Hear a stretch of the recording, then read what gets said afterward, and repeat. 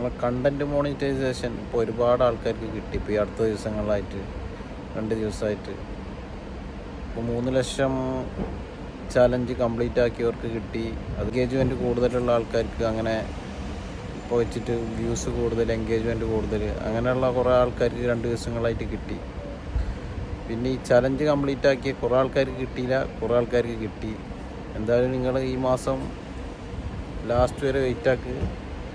Complete ആക്കിയ എല്ലാവർക്കും ഒരു വീഡിയോ ക്വാളിറ്റി, അതിൻ്റെ ഒറിജിനൽ കണ്ടൻറ്റ് ഇതൊക്കെ നോക്കിയിട്ട് എന്തായാലും കിട്ടും. ആരും വിഷമിക്കരുത്.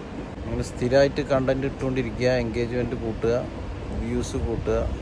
2 മാസമായിട്ട് ഇപ്പോൾ ആർക്കും കണ്ടൻറ്റ് മോണിറ്റൈസേഷൻ കിട്ടിയിരുന്നില്ല. അപ്പോൾ ഈ ഒരു മാസമാണ് ഇപ്പോൾ കണ്ടൻറ്റ് മോണിറ്റൈസേഷൻ വീണ്ടും സ്റ്റാർട്ട് ചെയ്തിട്ടുള്ളത്. നിങ്ങൾ മെയിനായിട്ട് ഇതിന് കിട്ടേണ്ട, ഇതിനായിട്ടൊരു യോഗ്യത ഒന്നും എന്തായാലും ഫേസ്ബുക്ക് പറയുന്നില്ല. ഒരു ചലഞ്ച് വന്നു ഇപ്പോൾ കഴിഞ്ഞ മാസം മുതൽ. അതിന് മുന്നേ ശേഷമോ ഇവരൊരു ഇതിന് ഇന്നത് ചെയ്യണം, മെയിനായിട്ട് ഒരു ഇതിൽ ആക്റ്റീവായി തുടരുക എന്നുള്ളതാണ് ഇപ്പോൾ നമുക്ക് ചെയ്യാൻ പറ്റുന്ന കാര്യം.